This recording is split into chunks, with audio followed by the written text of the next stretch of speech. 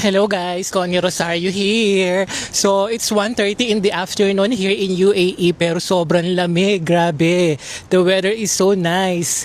It's so cool. Today is like 19 degrees temperature. So see, it's like, early in the morning now, but it's already 1:30 in the afternoon.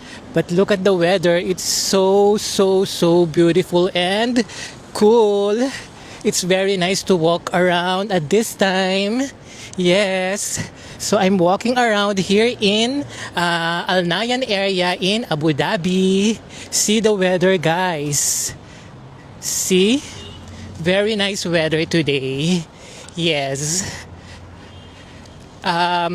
Also, it rained yesterday. I mean, last night. It rained here in Abu Dhabi, but now there's no rain. But the weather is still cool.